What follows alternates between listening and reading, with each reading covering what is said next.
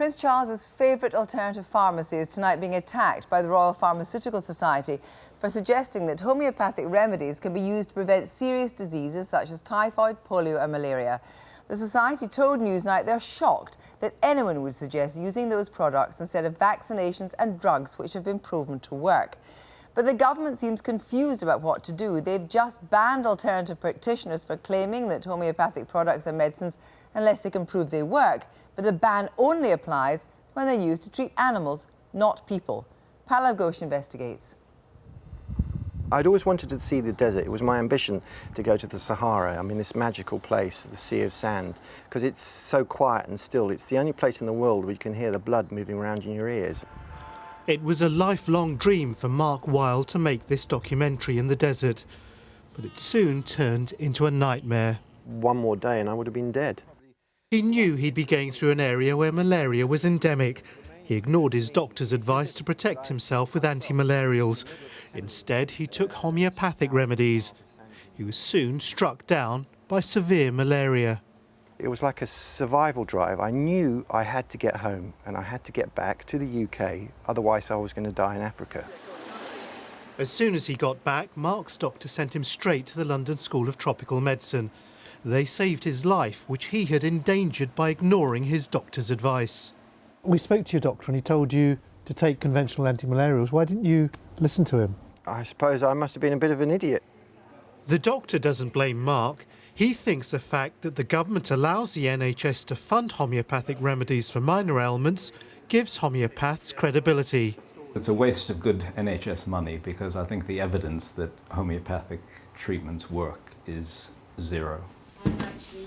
We wanted to find out if homeopaths are still recommending their remedies for diseases such as malaria.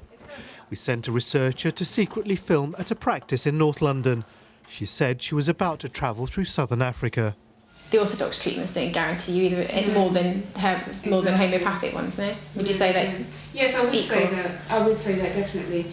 I mean, I don't know for sure, but it may be that orthodox treatments have, you know, let's say 70% chance of protection. Homeopathy might be 60, 65. I don't know. I'm plucking those out of thin air. The homeopath gave our researcher these tablets, which say they have a 30C dilution. So what does that mean? Well, the principle is to find a substance which causes similar symptoms to the disease that you're trying to treat, and then dilute it. The more dilute, the more potent. If I take a drop of substance and put it in a test tube of water, just one drop, let's say for the sake of argument, that has 1 part in 1,000 of the original substance. If I then take a drop from that and put it in a second test tube, that has 1 part in 1,000,000. Homeopaths say it must be much weaker. To get a dilution of 30C, we're not even talking about a drop in a flowing river. Homeopathic remedy needs to be even more dilute than that. Quite literally the equivalent of a drop in the ocean. By the standards of modern medicine, that's quite an unusual idea. What have we got? It's an idea ridiculed by Mitchell and Webb in their sketch Homeopathic Accident and Emergency. Okay, he's stabilising. Now, does anybody know what sort of car hit him? Blue Ford Mondeo, apparently. Right, get me a bit of Blue Ford Mondeo, put it in water, shake it, dilute it, shake it again, dilute it again, do some more shaking, dilute it some more, and then put 3 drops on his tongue. If that doesn't cure him, I don't know what will. 4 years ago, Newsnight secretly filmed pharmacists offering homeopathic treatments for malaria. As a result, a number were charged by the regulator. But it's taken so long for the cases to come to a hearing, the cases may now be dropped. Anyone can call themselves a homeopath, but if you're a pharmacist like this one, you can't put people's lives at risk by telling them to take homeopathic remedies instead of real drugs when they're seriously ill. So what are the pharmacists saying now? Well, we took this leaflet from this pharmacist to Ainsworth's. It says we offer homeopathic alternatives to conventional travel immunisations, and it says examples of diseases include typhoid, polio and of course malaria. It says that since these remedies have not been tested in clinical trials, they're unable to make claims about effectiveness, but it does say reassuringly, we rely on anecdotal evidence of those who've chosen to use them successfully throughout the world. We took the leaflet to the Royal Pharmaceutical Society. We're very, very shocked that this leaflet is actually available. We would be very concerned if a patient took a homeopathic preparation, perhaps travelling to an area where there may be yellow fever, typhoid, malaria, they believing they were safe when in fact they wouldn't be safe. And here's the advice of the government's own chief scientist. There is no scientific evidence to indicate that homeopathic remedies are efficacious, and the fundamental underpinning of homeopathy seems to me to be scientific nonsense. Homeopathy enjoys royal support, and remedies are available on the NHS. The medicines regulator, the MHRA, insists that drugs must be proven to be effective, except in the case of homeopathic remedies.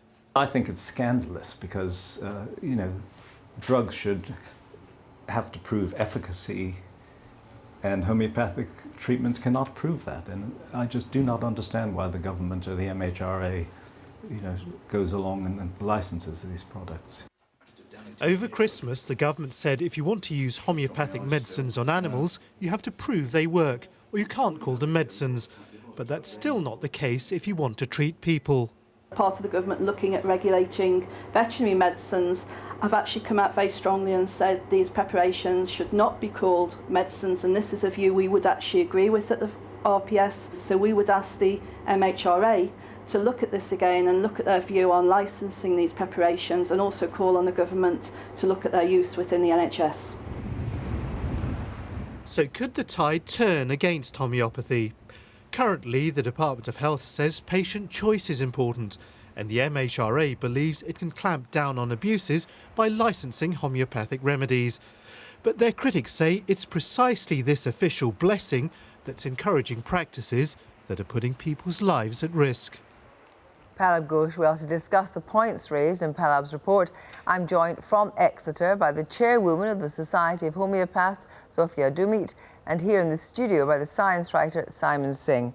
Zofia Dumit, first of all, do you think that homeopaths should be advising people who are going to countries where there's yellow fever, typhus and polio to rely on homeopathic remedies rather than proven drugs? No, I don't. The Society of Homeopaths, as the leading register for homeopaths in the UK, does not endorse the use of homeopathic remedies as preventatives for serious tropical illnesses, including malaria. What we do guide our members to say to patients is that any evidence is currently anecdotal and therefore speculative in relation to those remedies for those specific conditions. So would it not be clear simply to say to your homeopathic practitioners, under no circumstances offer in any shape or form anything other than proven drugs for countries where there's dreadful diseases prevalent? That's an interesting question, and I think that the issue here is often that patients themselves are making a choice in relation to what they would like to use, because for a variety or a range of reasons they don't feel comfortable or feel that it is appropriate for them to use conventional medicines. And yet there should be a warning. It's interesting that in fact these remedies can't be called medicines when it comes to cats and dogs, but it'd be called remedies when it comes to humans. Do you agree with that? We are working very closely with the MHRA, the Homeopathic Medicines Regulatory Agency, in relation to their current consultation on the sort of information that is given to patients who purchase over-the-counter homeopathic remedies. Thank you very much for the moment. Simon Singh, it's obvious that cats and dogs can't make decisions for themselves, but part of the government's view is that people have the right to make the choice, and they can read the literature and they can make up their own mind. Choice is fine as long as it's based on accurate information, and the information that's being given out by pharmacists, by celebrities endorsing homeopathy, by the NHS offering homeopathy. There's the implication here that homeopathy must be effective, otherwise people wouldn't sell it, profit from it, offer it in the high street.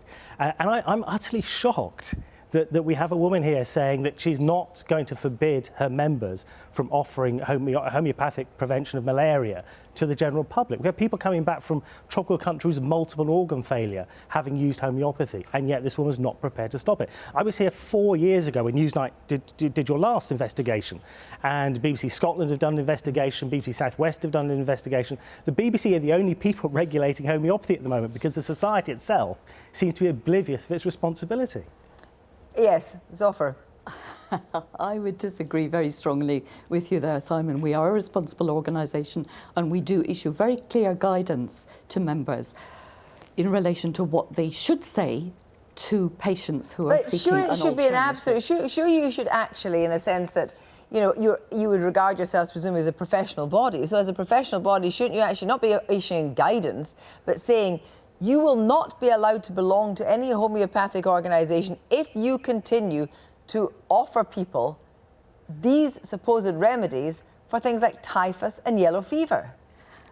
I'd like to take a step back here and actually tell a story about 20... No, can I just ask you, because we don't actually have a time, unfortunately, for a story. It just seems a very clear yes or no. Should you be saying to people who are involved in your association, if you continue to promote the idea that homeopathic remedies, simply by anecdotal evidence, might be okay for those people should not belong to your association? We are very clear in the guidance that we offer our members, and should any member of the public wish to make a specific complaint about any information given by one of our members in relation to advice about using remedies for malaria or any other condition, we do have full professional conduct procedures in place. What do you think, Simon Singh, is a way of moving this forward, given that it looks as if there are not going to be any kind of court actions? What is the way of moving this forward? It's about education? Well, it's good to hear the Royal Pharmaceutical Society taking some firm statements here. It would be good if the government acted, it would be good if people... Because the society itself is incapable of policing itself.